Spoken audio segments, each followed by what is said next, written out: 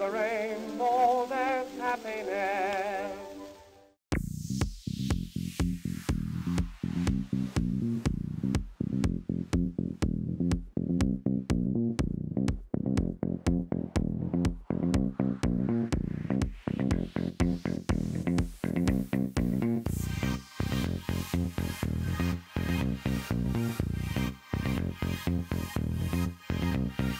I'm at the home studio of artist Terry Border, internationally known for his bent objects.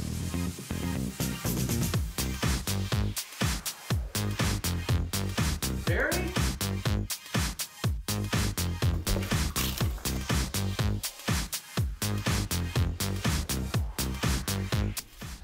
Aric, those Cheetos were for art.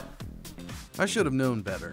Because if anyone can put snack food to better uses than face stuffing, it's Greenwood, Indiana's Terry Border.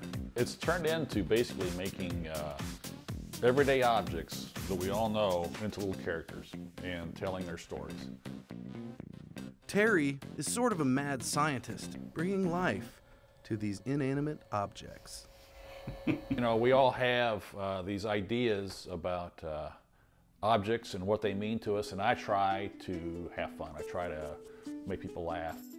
Some people get them right away, like poor Rosemary, absolutely crushed when her boyfriend Basil hit the road.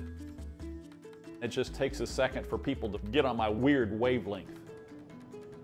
When you're walking down a store aisle and you see an object and it's like, ding, you know, you get an idea. That's the most fun for me.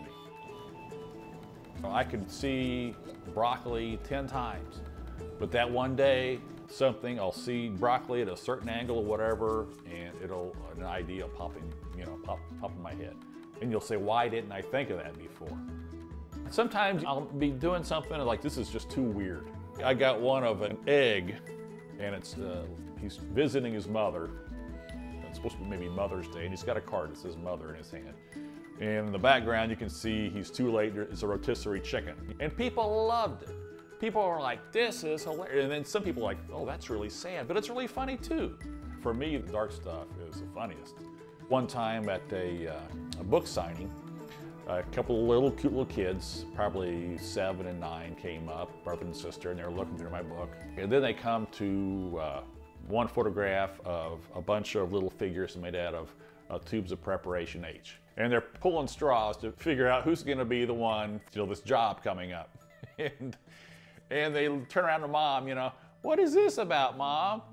And I'm like, I know, well, that book is not gonna get sold. That sale is gone. And she looks at it and she looks at me and she just leads them away. But it wasn't always this way for Terry. When he first started taking pictures, he was working with objects. But no matter how much he wanted, he never got to bend them. And I was a commercial photographer and a commercial photographer's assistant for many years, which means photographing ironing boards and drugstore items and televisions and caskets, and I hated every minute of it. I couldn't even pick the angle most of the time. So what's a man to do who is hell-bent on bending things?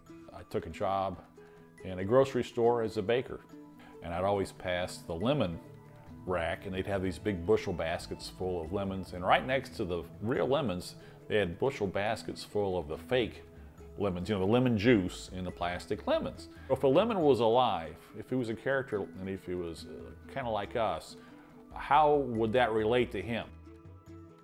Today, Terry's bent objects have populated a world of their own. From international recognition in various publications to calendars and book deals in the U.S., Terry has achieved what many artists dream of: to do what he wants, how he wants, with his creations. And it's nothing I planned. I'm not smart enough that I could have planned it. If I tried, it's just kind of happened. It kind of morphed into this thing that we call bent objects. Today, it's a piece inspired by a character from a popular cereal commercial. I think so. We're going to try to find the Star breakfast biscuit.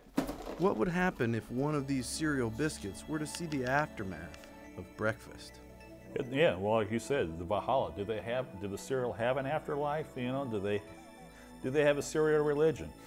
I don't know. And if you happen to be out and about, it is possible you might find a Terry Boarder bent object somewhere.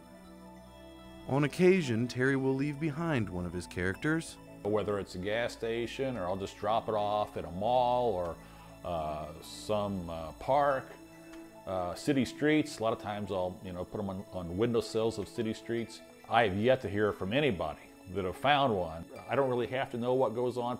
Probably 9 times out of 10, a janitor or somebody will pick it up and throw it away.